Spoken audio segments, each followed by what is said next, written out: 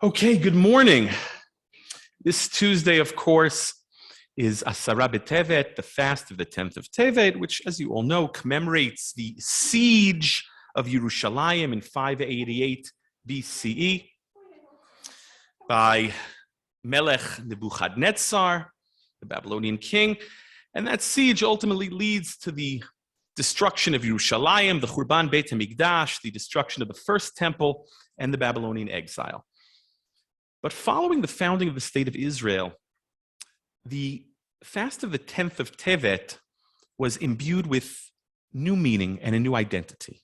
And it was established by the chief rabbinate as Yom Hakaddish Haklali, literally the day of general Kaddish, a day of Kaddish to be recited for those who died al Kiddush Hashem in the Shoah, those martyrs who were murdered in the Holocaust, and whose precise date of death is unknown.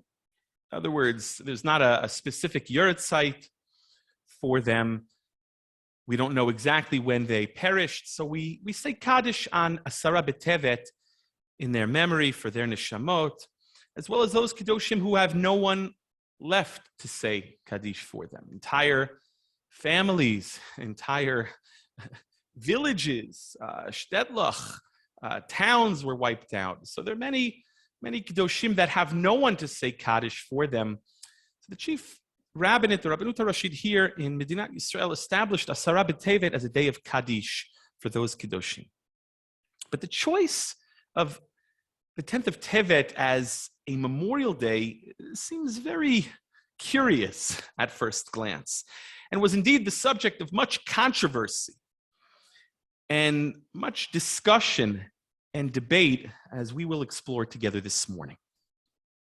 By 1942, the gravity of the tragedy taking place in Europe began to reach the shores of pre-state Palestine. And in response, the chief rabbi, we spoke about him last week, Yitzchak Isaac Halevi Herzog, he began to establish days of mourning and fasting and prayer for what was going on in real time. In fact, a number of years ago, on Yom Yerushalayim, we had a presentation in my shul, and this woman, a noted historian, I forgot exactly where she lectures, but she gave a whole presentation on what Jerusalem was like in those years during the Jordanian occupation, between whatever it was, 1949 and 1967, or 1948 and 1967. I think it was 49 when the armistice line was drawn. And one of the things that she showed some pictures from Har HaZeitim and from the tomb there of Zachariah and other pictures, but she showed some pictures from before the Hakamat HaMedina, before the Milchemet HaShichrur, before the Jordanian occupation of East Jerusalem, and she showed some pictures of prayer gatherings, how Rav Herzog gathered together people there, Dafket Har HaZeitim, at the bottom there, and davened for and fasted and mourned for what was going on in real time across the pond, so to speak, in Europe. And at the time, Rav Herzog enlisted the support of leading rabbis, leading poskim, leading authorities to, again, establish days of mourning or a day of mourning. And among those who he approached was the Griz, Rav Yitzchak Zev Halevi Soloveitchik, the Brisker Rav, affectionately known as Rav Velvel, who himself had recently escaped Europe and settled in Yerushalayim.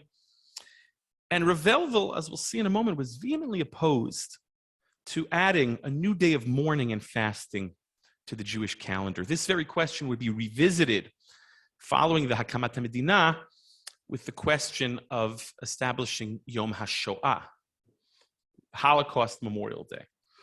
But if you take a look here at source number 1, this is a tshuva from the Tshuvot V'Hanhagot of Rav Sternbuch, Moshe Sternbuch, one of the major poskim of our day, one of the leading poskim, one of the Gedolei Hador, my neighbor in Har Nof, Rav of the Grosh Shul, Av Beis Din.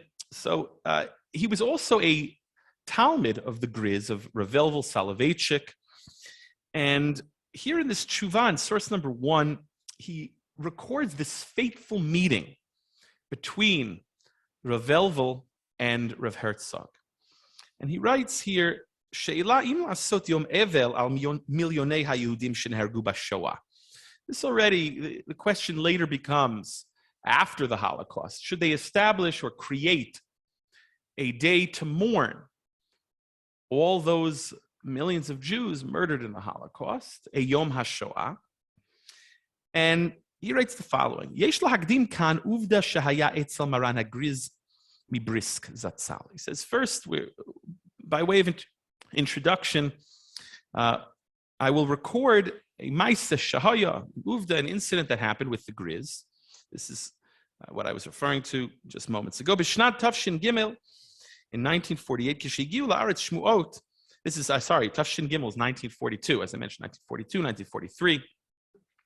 Kishigiu la'aretz shmuot she rivei revavot achinu nishtachim v'nitapchim. When they started hearing about, hundreds of thousands, many Jews, myriads of Jews being slaughtered and butchered in Europe, Harav Herzog Zal ba El Maran Zatzal. Rav Herzog came to the Griz, ubikesh litaken al ze yom evel, and he wanted to establish a day of mourning.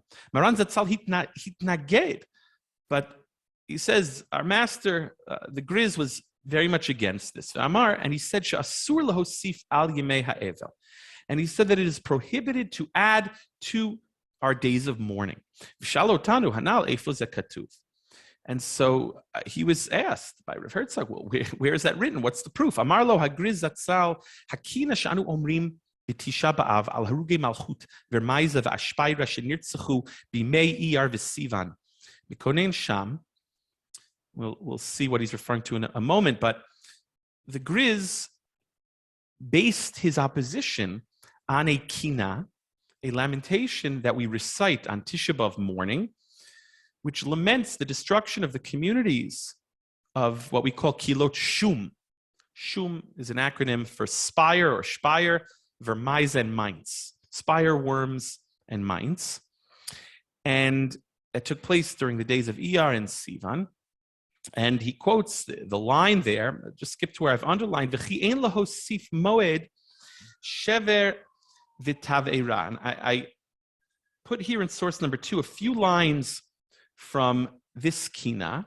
Okay, we'll take a look at this kina together, or a few lines from this kina together. This kina was composed by Rabbi Kalonimus ben Yehuda of Speyer. Sometimes he's referred to as the Bachur, or the younger. Kalonimus, not to be confused with the Rabbi Kalonimus HaZaken. But he was a Paitan. He wrote, in addition to this famous Kina, which is pretty much universally recited on Tisha B'Av morning. It appears in all of the Tisha B'Av kinos. Many of you are probably familiar with this particular Kina. He was a Paitan. He wrote this Kina. He wrote other Slichot. He wrote Yotzrot, composed Yotzrot. A very, very important Jewish leader. And he saw with his own eyes the destruction of these communities, Kilot Shum, Spire, Worms, and Mainz, during the first Crusades of 1096. This was a real fatal blow to German Jewry at the time. And in fact, the line before I excerpted here in source number 2, the previous line actually compares the destruction of these 3 communities with the destruction of the Holy Temple itself. It says it was Kisrefat Beit Elokeinu, Ha'ulam v'Habira. It was like the burning of the house of God, the house of Hashem, the hall, right? The hall and its capital or its palace. And then the Kina continues. If you look at source number 2, V'chi ein lahosif moed shever v'taveira. And we cannot add a day, a moed, a time, for shever v'taveira, for brokenness, ruin, conflagration, fire, burning. We can't add. Ve'en lahakdim zulati la'achara. We can't be maktim. This is a reference to the fact that well, maybe, we'll see, that Tisha B'Av, if, for instance, Tisha B'Av falls out on Shabbat, right? Why don't we make it on Friday? Or why don't we push it up to Thursday? No. Bad things, Chazal tell us we push off, right? We push off. But so the way we'll see, the Griz understands this line is that, no, we can't add new days of mourning beyond Tisha B'Av. We can't add days before it nor after it. Ein lahakdim zulati la'achara. Okay? Instead, tachat ken hayom liviati aoreira. Instead, today, meaning Tisha B'Av, I'm going to arouse sorrowful wailing and crying. Ve'espida ve'elila ve'evke b'nefesh mara. And I'm going to cry and eulogize and wail and weep with a bitter soul. V'anchati kavda miboker ve'ad erev. And my groaning is going to be heavy from morning until evening, meaning morning until evening of Tisha B'Av. So the way the Griz understood this kinah was that Rabbi Kalonymus is saying, here we had these three Jewish communities, these vibrant, strong Jewish communities decimated during the Crusades of 1096, and really they deserve their own day of mourning to commemorate and memorialize the tragedy. But no, we're not allowed to do that. That's the way Rav Elvel, the Griz, the Brisker Rav Yitzchak Zev Soloveitchik understood this kinah. We have no authority. We cannot add. Instead, when we can't add before it, can't add before it, and we can't add something after it. Instead, today is the day, on Tisha B'Av, when I'm going to raise my voice in weeping and mourning and crying and eulogizing. Today is the day from morning until evening that my soul is going to wail in this deep, bitter way. Okay? So that was the basis for his objection, that we already have a day of mourning on the Jewish calendar, Tisha B'Av. And that is the day when we mourn all tragedies and calamities that occurred throughout Jewish history. The Haraya here in Germany in 1096, after this awful tragedy, they did not establish their own day of mourning. Instead, no, they chose to mourn these tragedies on Tisha B'Av because that is the day. Okay, so that was the source for Rav Elvel's objection. And then just skip to where I've underlined next. And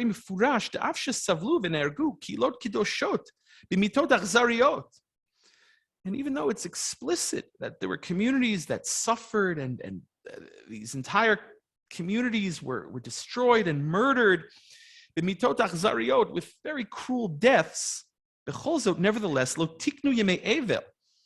they never established new days of mourning. Instead, they pushed them off until Tisha B'Av. In other words, they observed the mourning on Tisha B'Av, on our national day of mourning. As it is prohibited to create new days of mourning. Okay, that's how Rav Elvel understood this kinah. And Rav Elvel was not alone. Here in source number 3 is a tshuva from Rav Moshe Feinstein.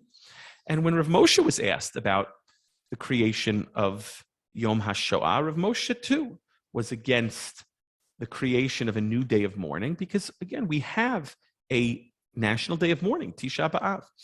And take a look where I've underlined. This is a tshuva that appears in the 4th chelek of Yoredeya in the Igrot Moshe. He writes, Hinei b'kinot shekol Yisrael omrim b'Tisha B'Av. Here we have in the Lamentations that the entire Jewish people recite on Tisha B'Av morning, the lamentation that we just saw together. Mefurash sham, it's explicit there. Shelo tiknu yom yuchad l'ta'anitu l'bechia al gzerot masot hatzlav. It's explicit there that they did not establish a new day of mourning and of fasting and of crying for the decrees of the Crusades, Masot HaTzlav. Sheyu gzeirot bechol medinot Europe shegaru sham rov hayudim V'nechrevu kama ayarot ukrachim. It was awful. It said there were decrees against all the communities in Europe, all over Europe, where the majority of Jews lived at the time, and these communities, entire communities were destroyed. And nevertheless, you don't find that they established a new day of mourning. Instead, they chose to mourn on Tisha B'Av. And this is throughout Jewish history.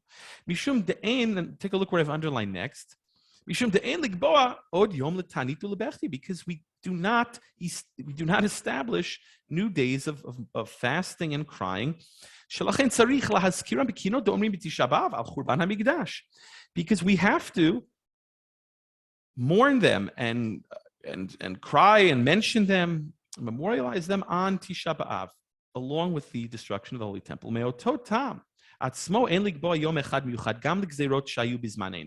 And here he is addressing the contemporary question of Yom HaShoah. He says, and therefore, for the very same reason, it's not appropriate to establish a new day for the decrees in our time, meaning the Shoah.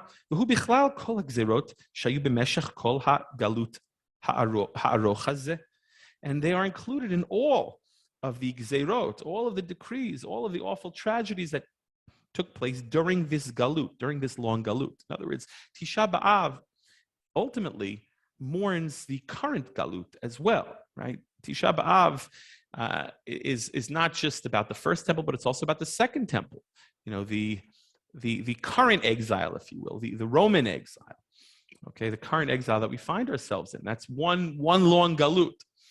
And so all of these tragedies are included in that galut, that long galut, and therefore are to be mourned on our national day of mourning, Tisha B'Av. Rav Soloveitchik, the nephew of the Grizz, the nephew of Rav Elvel, Rav Yosef Dov Halevi Soloveitchik of Boston, of Yeshiva University, one of the great leaders of Orthodoxy in America in the 20th century, was also against the establishment of Yom HaShoah for the very same reasons. This is recorded in Rav Shechter's Nefesh Harav.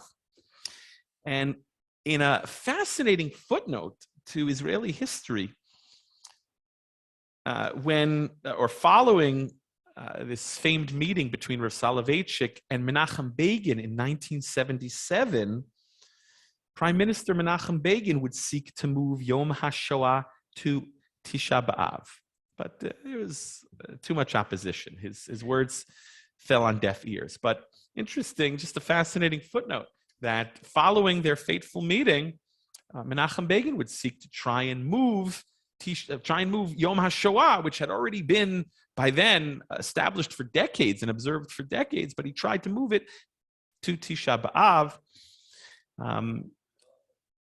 He was also a brisk. Well, he was a Litvak, right?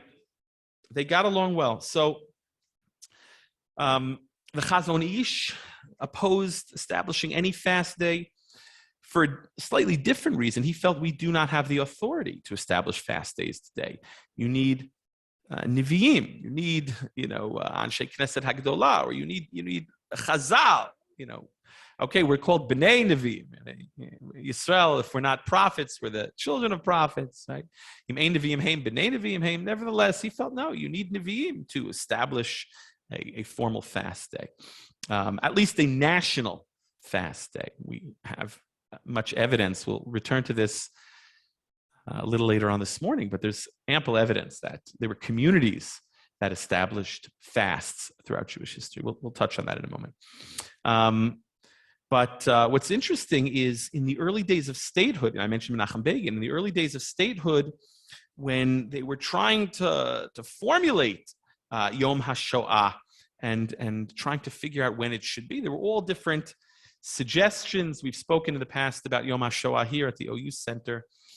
But initially, it was proposed that maybe we should create 2 days to commemorate the Holocaust, one to commemorate the heroism and coincide with the day that the Warsaw Ghetto uprising began, okay, and one to mourn the tragedies, and that would be Tisha B'Av. So early on, Tisha B'Av was proposed as a possible day for the creation of Yom HaShoah. But ultimately, they decided to go with Yom HaShoah Umered Hageto to combine the 2 days. And on September 1st, 1951, the Knesset passed a resolution establishing the 27th of Nisan.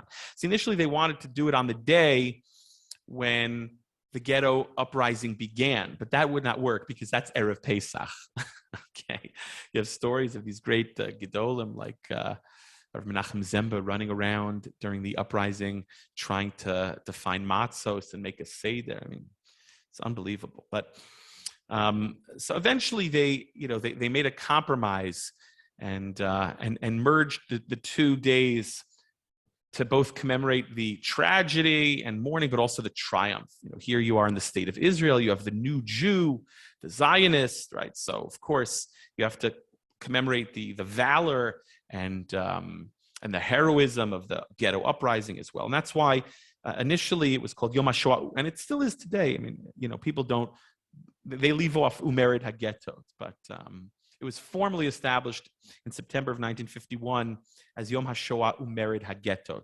They couldn't do it Erev Pesach, for reasons that are obvious. So they decided the 27th of Nisan, which also there were many in the religious community that were opposed to, because the entire month of Nisan has a festive quality. We don't say Tachanun the entire month of Nisan, of course. It has a festive quality as we celebrate Pesach. So in any case, you can never win, but that's what the Knesset decided. And in an attempt to reach a compromise between the secular government and the religious community, and in hopes of appeasing some of the opposition that we just saw, some of the opposing rabbis. So the chief rabbinate established Asara B'Tevet, the fast of the 10th of Tevet, as a Yom Hakaddish Haklali, which we'll return to in a few moments. But I just want to go back to this idea of Tisha B'Av as our national day of mourning. You can understand this opposition because, as you all know, on Tisha B'Av, we don't only mourn the destructions of the first and second temples, the destruction of Yerushalayim, but we mourn all sorts of national tragedies and calamities that occurred throughout Jewish history. So that objection does make sense. And as you all know, on Tisha B'Av morning, we have keynote that discuss not only the destruction of Jerusalem and the first and second temples, but keynote that talk about the Crusades, as we just saw, and talk about the burning of the Talmud in Paris in the 13th century, and talk about the Crusades and other massacres throughout Jewish history. And in our contemporary times, we have keynote that were composed for the Holocaust. There are about a handful of keynote. And the question is, which one does the shul say, right? This keynote book has this one, and this one has this one. A lot of great Gedolim composed keynote for the Shoah, and some shuls say a few of them. Many or most shuls, I would say at least one. And that even in recent years, they've composed the kina for the disengagement, the Gerush, or the Hitnatkut from Gush Katif. So Tisha B'Av is this day when we mourn tragedies throughout Jewish history. And Tisha B'Av is a day that is set aside for mourning in our sources, in Chazal. Okay, if you take a look here at source number 4, the Gemara in Masechet Tanit, here on Daf Chavtet, discusses the Mishnah at the end of Masechet Tanit, which lists 5 tragic events that took place on Tisha B'Av. Among them, the spies returned with their awful report that sent the Jewish people into hysterics. And B'Tisha B'Av nigzar lavotenu shelo yikansu la'aretz. It was decreed on Tisha B'Av that the Jewish people would not enter into the land of Israel. Instead, they would have to wander for 40 years in the desert. The entire generation would have to die out, right? And the Gemara continues and discusses that and says, yeah, look where I've underlined the top of page 2. Hashem says to the Jewish people, Atem bechitem bechia shel chinam, you've cried a cry for naught, for nothing. V'ani koveh lachem bechia ledorot. I will establish this day as a day of crying and weeping for generations. So you see that indeed Tisha B'Av was established, was set aside as a day for mourning for generations. And then the Gemara continues and asks, well, how do we know that the first temple was destroyed on Tisha B'Av? And it brings psukim that describe how the pasuk from Sefer Melachim and from Yirmiyahu and gives account how we know that the first temple was destroyed on the 9th of Av. Okay. And then where I've underlined, the Gemara asks, but how do we know that the second temple was destroyed on the 9th of Av? Ubashniya minalan. Right? From where do we see that? So it's interesting. If you unpack the question, you could ask, okay, it's one thing for the first temple to be destroyed on a certain date, and we have, evidence, the psukim describe this, the verses describe this, but it's uncanny that the second temple would be destroyed on the very same day. I mean, is that just a coincidence? Right? How could it be that the second temple was destroyed on the very same day, centuries later? How is that possible? That's what the Gemara is asking here. And interestingly, sometimes when the Gemara asks a question, minalan, we're asking, well, is there a scriptural source? Do we have evidence from a verse, from a pasuk? Here, the Gemara doesn't bring a verse. There's no pasuk which says that the second temple was destroyed on the 9th of Av. Instead, the answer of the Gemara is, it could not have happened on any other day. It's not coincidence. No. Titania, the Gemara brings a braita which says, Migalgalin zchut liyom zakai v'chova liyom chayav. How would you translate that? We roll out reward on a good day, on a day of merit, and obligation or punishment, chova liyom chayav, on a day of obligation, a day of punishment. Right? Meaning, we don't need a scriptural source. We don't need a pasuk to prove that the second temple was destroyed on the 9th of Av. It could not have happened on any other day. And if you take a look here at source number 5, the day itself is referred to as a moed, an appointed time. There's a double entendre there. Some explain we don't say tachanun and other things on Tisha B'Av because it's called a moed. Moed is an appointed time. It could be understood to be a festival. And one day we know that Tisha B'Av, along with the other fasts that are connected to the destruction of the temple, will be transformed into festivals.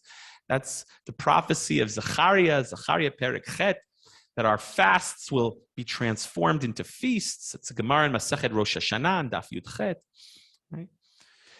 So there in Eicha, Perek Aleph Pasuk Tet Vav, it says Sila Kol Abirai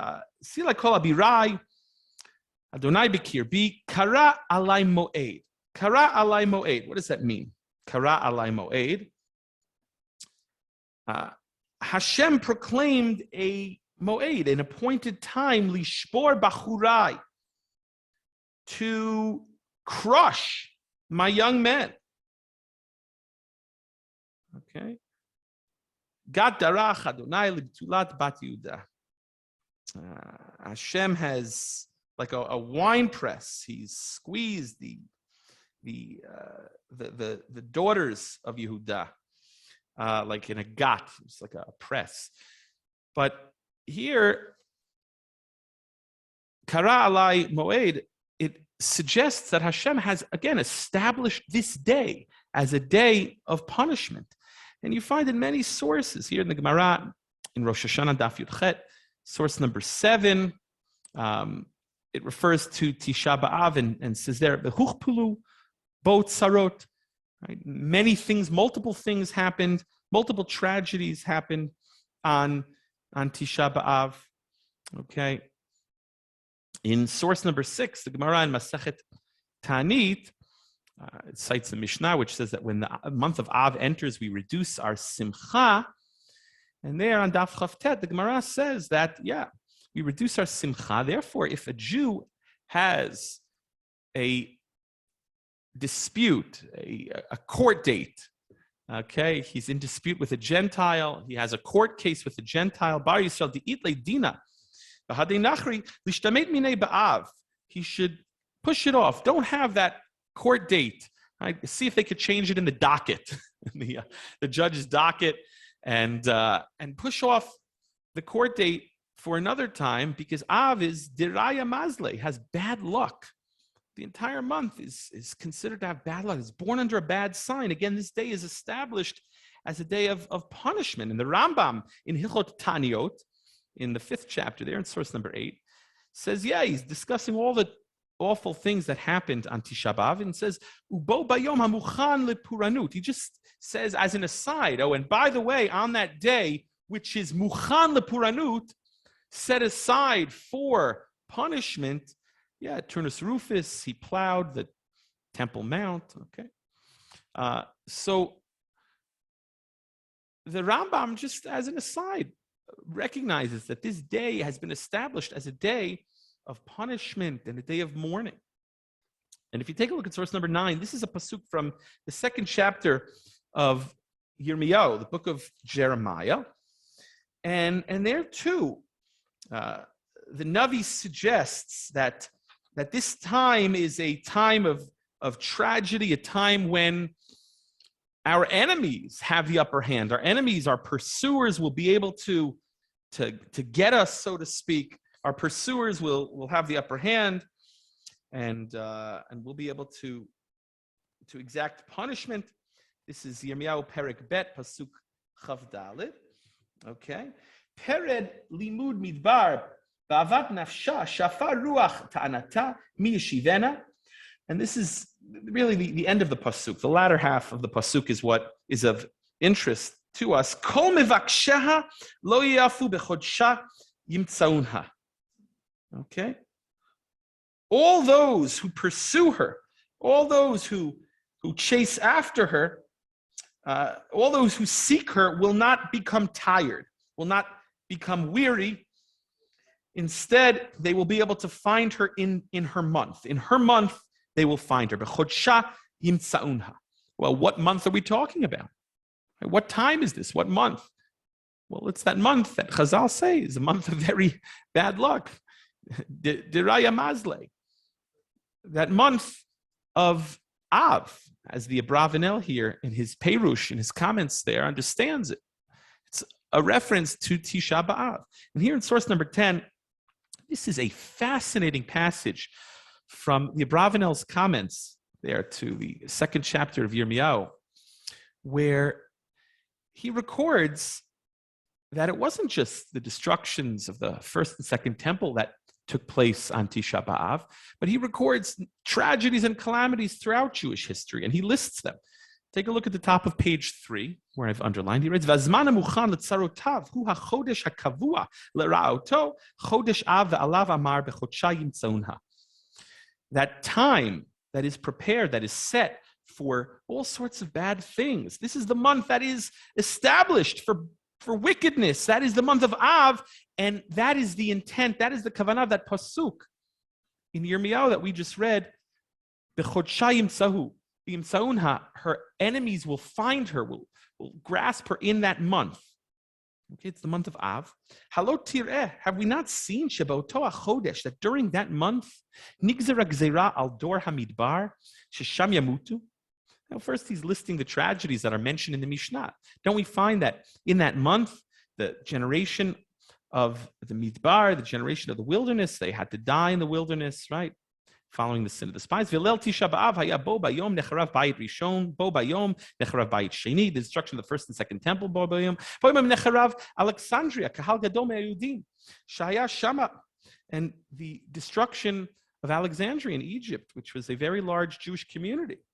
Time doesn't allow us to get into it, but fascinating story of the community in Alexandria. But that also was destroyed on Tisha B'Av. Bo bayom nasa gerush ikatze haaretz and ikra Anglia tira. It's when the according to the Abravanel, you'd have to fact check it with historians, but the Gerush, the expulsion of the Jews of England, took place, or the initial decree was decreed on Tisha B'Av. ובו ביום נעשה גירוש צרפת בשנת כ"ל ה', גרש יגרש אתכם מזה, and the expulsion from France, וכמה עוד מהשמדות והגרושים היו בחודש ההוא לישראל, many other decrees and destructions and expulsions took place in this month, okay, throughout Jewish history. ומה אוסיף עוד לדבר, and what can I add? What can I add to this? והנה כשגזר מלך ספרד גירוש על כל היהודים אשר בכל מדינות מלכותו שיצאו כי משלוש חודשים נשלם והיה יום היציאה תשעה באב והוא לא ידע מזה. הזמן דבר כאילו מן השמיים הדריכוהו להגבלת הזמן הזה לקיים דבר הנביא שאמר בחודשיים ימצאוה. This is incredible. He goes on to say, what can I add? In our own time, right now, the Abravanel, as we know, lived during the expulsion from Spain, lived during the Spanish expulsion. He was not only a leader of the Jewish people and a great scholar, but he was also an intermediary. He was also a liaison between the Jewish community and the monarchy. And he tried to intercede and intervene and tried to stay the expulsion. And historians will debate whether it was on exactly Tisha B'Av or around Tisha B'Av, the last possible day that the Jews could leave. You know, it coincided with the day that Columbus would set sail, okay, for the New World. And we know there were many Jews, many conversos and Jews that were on his ships. Many Jews at the time were navigators and map makers. Very fascinating history. It's possible that Christopher Columbus, whose family was Cologne and had come initially from Spain before they had moved to Italy, it's very possible that he himself was Jewish, descendant of Jews. But in any case, the Abravanel saying that the last day, they'd give them 3 months, and the last day to get out was on Tisha B'Av. And he writes that it's not possible that the king knew that Tisha B'Av was our national day of mourning when all these tragedies throughout Jewish history have taken place. But it's no coincidence, he said. It's as if he was guided from heaven. Ki'ilu min hashamayim hidrikuhu. As if there was a heavenly hand that guided the king and caused it that Tisha B'Av was the last day that the Jews had before they had to leave Spain. Okay, and you can add on to this list seminal events throughout world history and Jewish history, things that, of course, affected the Jews. The outbreak of World War I takes place on Tisha B'Av. Seminal events and decisions with regards to World War II and the Holocaust take place. The final solution take place on Tisha B'Av, unbeknownst to the Germans. Initially, not, God forbid, equating the state of Israel with Nazi Germany, chas v'shalom, lahavdil, but initially, they just looked at the secular date, but the disengagement was planned for Tisha B'Av. They didn't consider the Hebrew date. They just picked some random date in August, and then they looked at the Hebrew date, I guess, and said, "Oops, now that's not a good look." They were concerned about the optics of having the disengagement take place on Tisha B'Av. So that was subsequently moved. But you could add to this list. So Tisha B'Av is a day historically, or it doesn't matter if scholars will debate whether this event took place exactly on the 9th of Av or maybe a little before, a little after, around Av. The Navi refers to this month that they're going to pursue her. Her pursuers are going to find her. Okay, her pursuers are not going to tire. They're not going to weary. They're not going to get tired. They're going to pursue. They're going to find her on this month or during this month. So this is a time when historically many tragedies took place. And even if they did not take place on Tisha B'Av is the day which we mourn all national tragedies and calamities throughout Jewish history. So it's easy to understand the opposition to the creation of a Yom HaShoah, However, there is evidence that there were other days when Jewish communities established fasts following some tragic event, following some pogrom, some massacre. There were days when they established fasts and memorial days, if you will, and days of mourning. And there's a fascinating siman in the Shulchan Aruch at the end of the laws of fasts, siman Tuf Kuf Pei, here in source number 11, where the Shulchan Aruch lists days where tragic events happen to the Jewish people, and therefore it's appropriate to fast on those days. On the 1st of Nisan, even though it's Rosh Chodesh, it was the day that the children of Aharon, Nadav, and Avihu died during the consecration of the Mishkan on the 8th day, right? The Yom HaShmini. And on the 10th of that month, the 10th of Nisan, that's when Miriam died. Even though Nisan is this festive month, as we mentioned, you find that there historically were fast days. The death of Yehoshua ben Nun and others. You can take a look at this list. You can give an entire shiur just on this siman of the Shulchan Aruch alone. I mean, it's absolutely fascinating. And there are different traditions as to these dates. You find, passages and things in the Cairo Geniza fragments, which will have different dates. But in any case, the fascinating siman of the Shulchan Aruch. And in his commentary there, the Magen Avram of Avram Gambiner in source number 12, who survived the Khmelnytsky massacres, okay, and much of his family was decimated during the Khmelnytsky massacres. He lived in Poland in the 17th century. Okay, the Magen Avram, he first, where I've underlined, he adds to this list of fasts. Okay, he writes, where I've underlined Katavat Tanya. This is not the Bala Tanya. This is an earlier Tanya. This is not the Lubavitcher Rebbe, the first Lubavitcher Rebbe, the Alter Rebbe. This is a different Tanya. Katavat Tam biyom hashishi parshat Chukat. On the Friday of Parshat Chukat, nahagu yichidim litanot. Beoto hayom. Yichidim, unique individuals, not everyone, maybe the rabbis would fast on the Friday of Parshat Chukat. Shaboto hayom, on that day, nisrfu chaf kronot meleim sfarim b'tzarfat. On that day, 20 wagon loads of Jewish books were burned in France. This is a reference to the burning of the Talmud in France in 1242, the burning of the Talmud in Paris following the disputations. We've spoken about that in the past here. We're almost out of time, so I'm not going to go into detail, but that was a major blow for French Jewry. Of course, it was not just the Talmud that was burned, many other Jewish books. In addition, now this is before the printing press, so you can imagine how devastating that was to have all of their literature. And for years they didn't have access to the Talmud and other major important Jewish works. This is not the only time and place, unfortunately, that Jewish books were burned. When I've been to Rome, I visited the site where later, centuries later, Jewish books were burned in Rome, and Jewish books were burned, of course, in Germany.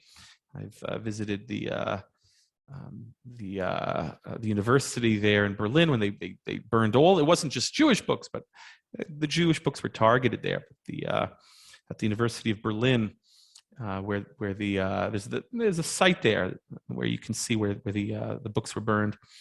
And then where I've underlined next, Magen Avram, he mentions a tragedy that he himself lived through. The Gam Bishnat Tach, he's referring to Gzerot Tach V'Tat, right? 1648, the Khmelnytsky massacres. Nechravu Shnei Kilot Gdolot, 2 major Jewish communities were destroyed. Be'oto hayom, on that day, Kimo shekatav b'slichot shechiber bal hasiftei Kohen, or Shabtai Kohen, he wrote a kina to commemorate the Khmelnytsky massacres. Gam noagin litanot Asiri b'Sivan, or Esrim b'Sivan, Chav b'Sivan, Echol Malchut Polin. I think, as you mentioned, the 20th of Sivan is also, Esrim b'Sivan is also mourned. Okay, I mean, the Khmelnytsky massacres, estimates of up to 100,000 Jews, major calamity. And now modern historians say no, the number was more like 40,000 or 50,000, but that's okay. Excuse me. Right. But in any case, we don't know. Estimates of up to 100,000 Jews. Certainly, it was a major blow for Polish Jewry. But what's interesting here in the Shari Tshuva, on that very same siman here in source number 13, also discusses these fast days that were instituted following these tragedies. So you see that while, yes, Tisha B'Av is the day when we recite Kinot and mourn national tragedies and calamities that took place throughout Jewish history, but there were communities that indeed established days of fasting and mourning in addition to Tisha B'Av, despite what that Kina Mi Yitain Rosh Shimayim says. And so here in source number 14, this is Rav Herzog's tshuva, where he addresses this concern and he addresses the opposition of Rav Velvel, the Griz, Soloveitchik, and others to the establishment of Yom HaShoah. And he says, look, you have other Jewish communities throughout Jewish history that did indeed establish days of mourning and days of fasting. But first, he has a novel interpretation of that kina that we began with. Take a look at source number 14. He writes, he asks the question,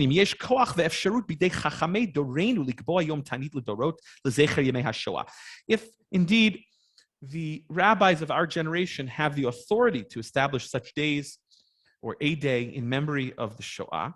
And take a look where I've underlined next. He writes, he has a difference of interpretation with how the Griz understood this kina. Now, when did the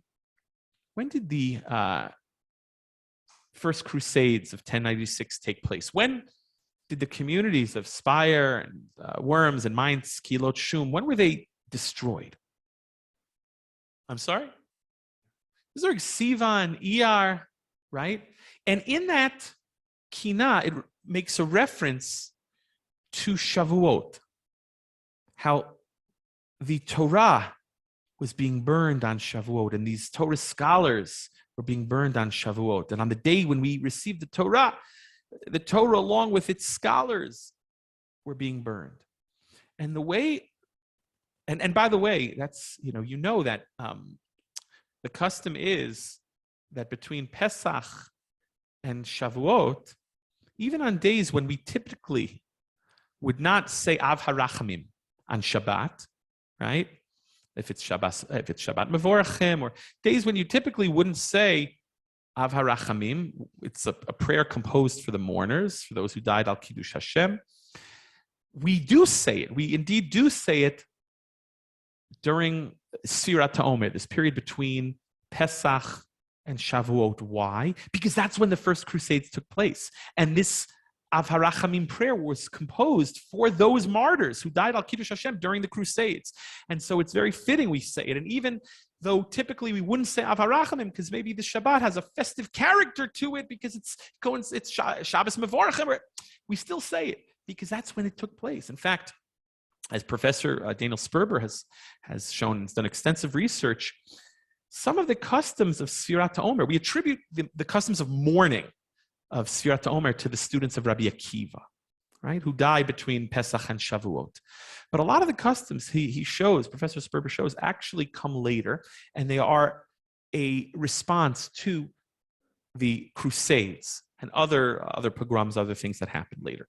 In any case, this is the way Rav Herzog interprets that kina. He says, what does it mean we can't add?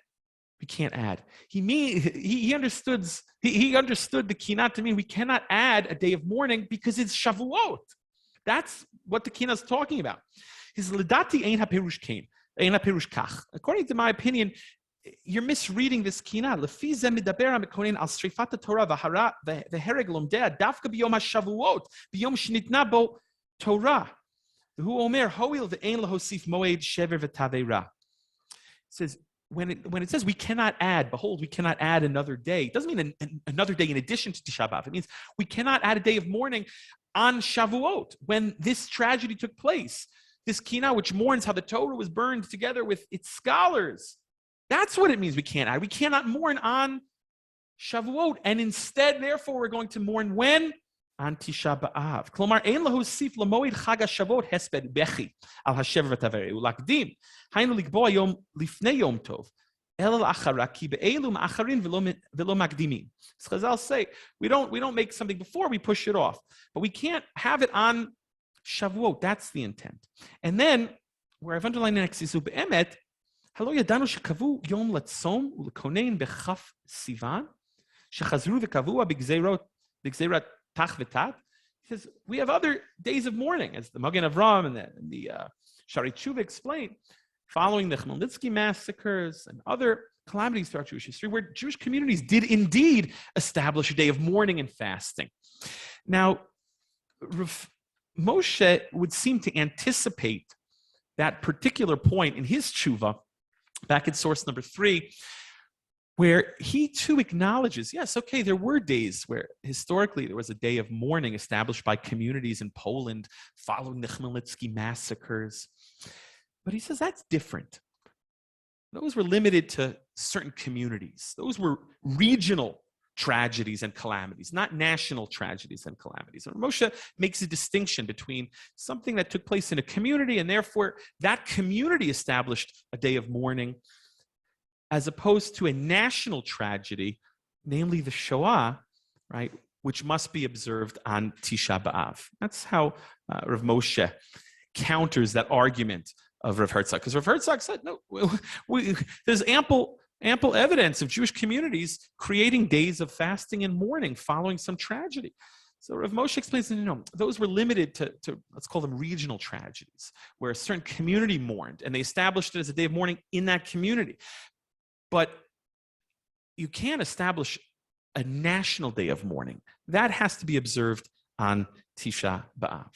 So Rav Moshe is responding to that argument here in source number 3.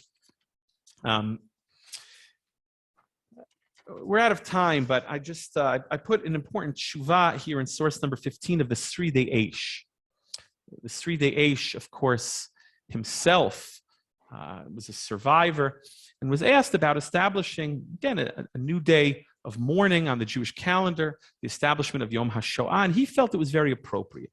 He felt that, yes, we have an obligation to give this day its due, so to speak, and to create a Yom HaShoah. So he felt very, very much in favor of the establishment of Yom HaShoah.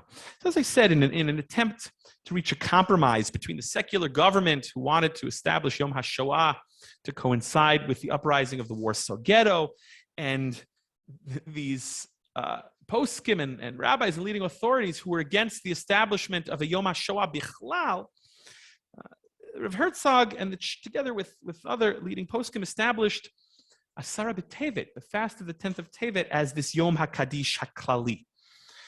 A day, again, for the recital of Kaddish for those Kiddoshim who we don't know when their Yahrzeit is. We don't know when they died. Maybe they have no one to say Kaddish for them. So we, Klal Yisrael, we say Kaddish for them on that day. And as we'll see, they decided that the day should be observed like a Yahrzeit, with lighting of a Yahrzeit candle and the recitation of Kel Malei Rachamim, the study of Mishnayot. Now, by the way, just derech agav, incidentally, choosing a day to recite Kaddish, choosing a day to observe like a Yahrzeit when the exact date of death is unknown is not without precedent. The Magen Avram in Orach Chaim, citing the Maharshal, Rav Shlomo Luria, rules that one who does not know the anniversary of his parents' death, his father's death, he writes there, may choose a day on the Jewish calendar to observe the Yahrzeit. We know throughout Jewish history, Nebuch, there were many tragedies that took place, whether it was pogroms, whether it was just people being out of touch and not knowing exactly the date of death, not knowing exactly when to observe the Yahrzeit. So there is precedent to establish a day to say Kaddish and say, okay, on this day, I'm going to observe this day as the Yahrzeit for my parent. So in a similar vein, Rav Herzog said that's what we should do for the Kiddoshim of the Holocaust on Asara B'Tevet. And it would seem that Asara B'Tevet, why did they choose Asara B'Tevet as a Yom HaKaddish HaKlali? It was sort of a pshara, sort of a compromise where,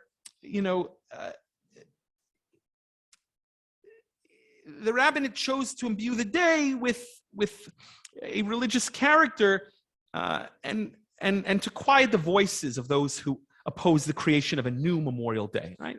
It's not such a new day. Those poskim that were saying we have no authority to create a new day of mourning, or all of our national tragedies and calamities must be observed on Tisha B'Av. That is our national day of mourning. Okay, so Asar B'Tevet is already established, and now we're just going to add another hue, another character, an additional identity. We're going to imbue it with some additional meaning. And if you take a look, and we'll end with this, source number 16 at the bottom. This is from the Rabbanut HaRashit. This is what they publicized in Taf Shin Tet Zayin.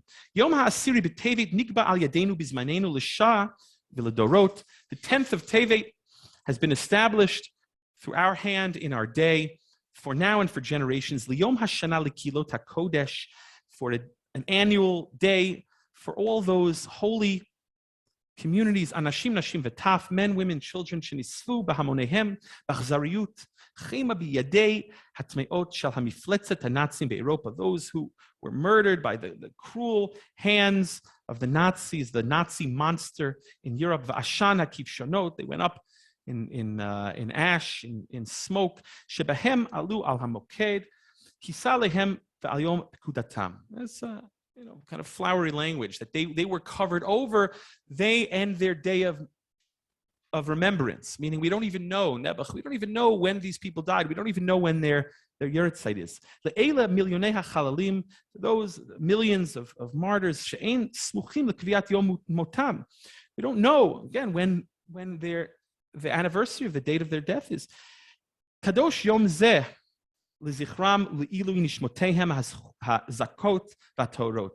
So we're going to establish this day. This day is sacred. This day is set aside for the memory of those pure souls. Dino shel yom ze yom asiri b'tevet libneihem ulikrovehem ki dino shel yom hamita lamirat kaddish. And then they go into the details of what their proclamation exactly was.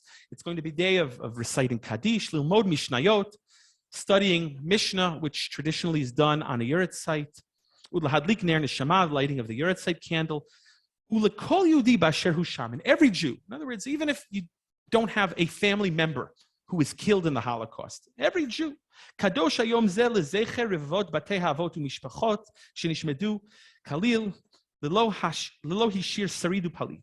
Right? For every Jew, basher husham, this day is designated as a day of mourning for all those who did not leave a remnant. Lo yishir saridu palit. The go'alam hu Beit Yisrael kulo. Umin ha'ra'ui shekol echad yadlik b'leil zeh or l'asar b'tevet ner nishma b'veito. It's appropriate that everyone on the 10th of Tevet light a yurtzeit candle in their memory. Again, even if you didn't have a family that died in the Holocaust, it's a day to mourn all of those who left no family. Or even those who who don't have family in the Holocaust should say Kaddish. But who should say Kaddish? Ideally, someone whose parents are no longer living. Or I would add, if you have parents that are among the living, you can ask them permission to say Kaddish. And then skipping Acharei Kriyat HaTorah b'Tfilat Shacharit Yamer b'chol batei knesiot b'batei midrashot Tfilah ha'azkara ha'miyuchedet shenercha al yidenu b'shat ha'shoah. And then they continue and end that following the reading of the Torah at Shacharit. We take out the Torah, of course, on Asar B'Tevet. So following the reading of the Torah, they should recite the special Kel Malei Rachamim for those Kedoshim who died in the Holocaust. Now, unfortunately, the 10th of Tevet was not universally adopted. And even today, it's primarily observed in the religious Zionist community, but even still, I don't know if every religious Zionist synagogue observes it. Certainly not in the full sense that the chief rabbinate had initially intended. But in recent years, the current chief rabbi, David Lau, has encouraged the broader public to observe the 10th of Tevet as Yom Hakaddish Haklali. Still, unfortunately, the day has yet to gain a wider acceptance. But I think it's certainly really very appropriate on Asar B'Tevet that each and every one of us should do something to remember those Kedoshim who unfortunately have no one to say Kaddish for them, have no one to mourn them, whether it's by lighting a Yahrzeit candle, whether it's by saying Kaddish. That's what Rav Herzog and the chief rabbi had intended. Okay, have a wonderful day, a good week. We'll see you all Mirz Hashem next Wednesday.